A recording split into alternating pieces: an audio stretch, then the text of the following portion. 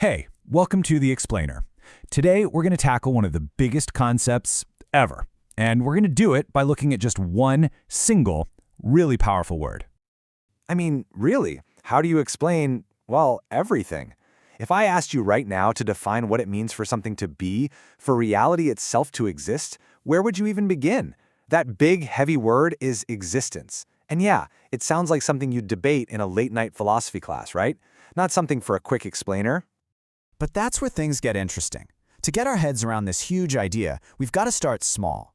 We need like a core definition to build on. So let's just strip it all the way back to basics. And here it is, from the Simple English Wiktionary. That's it. The quality of being real, of being in the world, of just being. I mean, how clean is that? It's so simple, and it gets right to the heart of it. And check this out. Here's how that huge, abstract concept gets dropped right into a super common, very real question. This one sentence, it yanks the idea right out of the philosophy classroom and puts it smack dab in the middle of a normal conversation. Okay, so this is where it gets really cool. You'd think a word like existence is reserved for, high-level academic papers and stuff.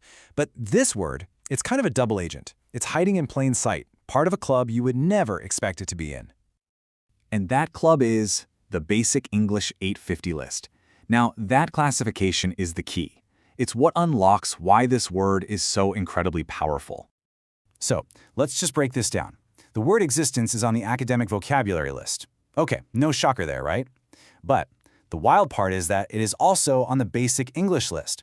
It's a member of two clubs that seem like they should be total opposites. And that's the big puzzle, isn't it? I mean, how can a word that we use to talk about the most advanced, profound topics in the entire universe also be considered one of the most, basic words in the English language? So to figure this out, you have to know what this Basic English list even is. It's this super carefully chosen list of just 850 words. The idea is, with just these words, you can get by and communicate pretty much anything you need to in daily life. It's like the absolute bedrock of the language. So that brings us to the big question. Why on earth would a word like existence make the cut for that tiny, super exclusive list of 850 words?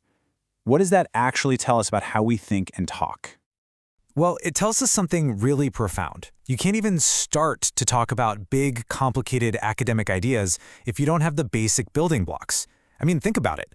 To even ask the question, if something is real, you first need a simple word for realness. The whole concept of existence is so fundamental, it has to be basic. And this shows you exactly how it works. You start with that one basic noun, existence. And from that one little seed, you can grow the verb to exist, the adjective existent, and even bigger ideas like coexistence. It's like a linguistic Swiss Army knife. One simple tool lets you build a whole universe of meaning. This kind of makes you wonder, doesn't it? What other huge, profound ideas are just sitting there, hiding in our everyday vocabulary, waiting for us to notice them? So what's the big takeaway here? I think it's that we totally underestimate the power of simple words. The most important, world-changing ideas, like existence itself, they aren't always complicated.